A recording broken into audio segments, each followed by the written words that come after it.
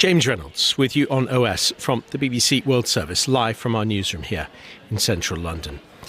What is it like to return from the depths of the earth back to the rest of the world? In 2010, 33 Chilean miners found out when they were rescued. In 2018, 13 Thai footballers and their coach found out when they were brought back from the cave. And now, in 2023, 41 workers, construction workers in India, in Uttarakhand, know what that feeling is like. Within the past couple of hours, they have just been rescued. The BBC journalist Sachin Gogoi is following their rescue from the capital, Delhi, and joins us now. It's all happened quickly in the past couple of hours. They're all out. They're all okay, Sachin? Hi, James. There is happy news and there's literal light at the end of the tunnel as rescue workers and media crew were stationed outside to record the moments of all the 41 trapped workers coming out. So around 8 p.m. local time, all the trapped workers were brought out one by one. And we have a team of journalists stationed there. We'll probably hear more details from them later on. But we can tell you at this point that there's happy news and all 41 are out now.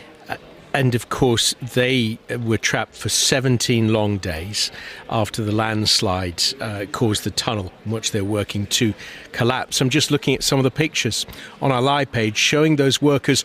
What would you describe it, having looked at those pictures, with wide eyes, some of them smiling, the fact that they are now dazed and free? Indeed. I mean, 17 days, it's been a long time. And there were many occasions where the authorities said that they were close to rescuing all the trapped workers. But there had been multiple occasions when the drilling machine broke down, when they ran into unexpected hurdles during the drilling process, so causing a lot of delays.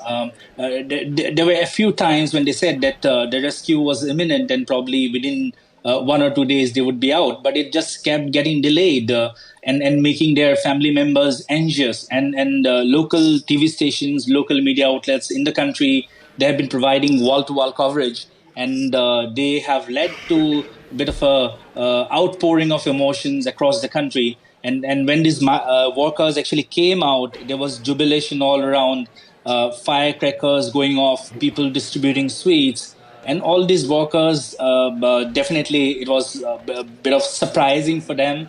They looked quite surprised to see gatherings all around, cameras flashing lights at them.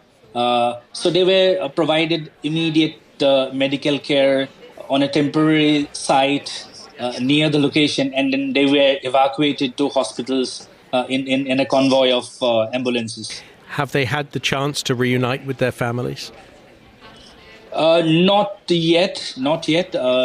I'm sure the family members must have been around, but the rescuers and the medical staff, they quickly carried out medical checks on them, and they were immediately transferred to hospitals in a convoy of ambulances. But I'm sure, the moments of reuniting, they're not far. I can imagine that sense of relief then, because for 17 days we were reporting on this constantly. We heard from Professor Arnold Dix last week, one of the international rescuers, talking about the disappointments along the way, the fact that they had to keep going. He was insistent that they would all be rescued without injury, and that looks like that has been the case. But give us a sense of how agonizing those long days were for people in India. They were pretty agonizing, especially because the amount of resources that were mobilized by the government, and there were questions despite the use of all the resources, why was it taking so much time? Although the rescuers and people like Arnold Dix, they had been positive right from the beginning because all these trapped workers, they were taking shelter inside a 2-kilometer stretch of the tunnel, which was already ready. So there were no imminent danger to their lives. But of course, considering the soil, considering the topography, things could get worse, things could collapse even more. So therefore, there was always this amount of anxiety that people were going through, and what helped was the ability of the administration and also of the family members to interact with all the workers trapped inside through communication devices, which were passed on through a pipe, which kind of came as a big help. But undoubtedly, it was very anxious for the family members. And of course, as you and your colleagues have been telling us over recent days, they had that narrow pipe in which oxygen was sent down, in which walkie-talkies were sent down, and I think occasionally the odd hot meal of lentils and rice. But let's talk about the passageway through which they escaped earlier today. I was reading it was just 90 centimetres wide, just barely enough to let an adult male get through on a stretcher. Well, indeed, indeed. I mean, interestingly, even though all modern gadgets were used, eventually the authorities had to resort to a very old school mining method, which is called rat hole mining, which is actually banned in some parts of the country because it involves workers digging manually into very dangerous and narrow passages using minimal tools like a gas cutter, maybe. A lot of the activities are actually carried out with bare hands.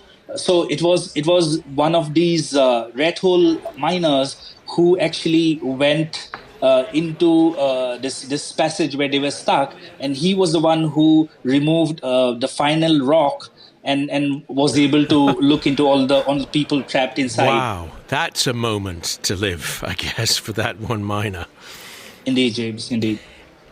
And has there been discussion about the kind of conditions that those workers had to endure, the fact that they were trapped in a landslide, or is it just seen as that was an inevitable landslide, that there was nothing the workers could have done about it in the beginning? Well, I mean, right at this moment, I think there's a lot of outpouring of emotions, jubilation, happiness.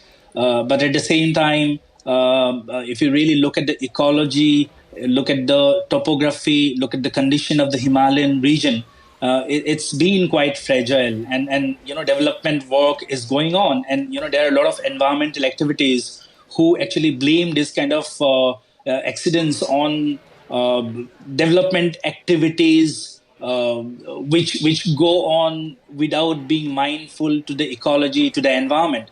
But at the same time, if you hear from the perspective of the government, and some of the experts also, they insist that the work, development work, can be carried out in a sustainable way.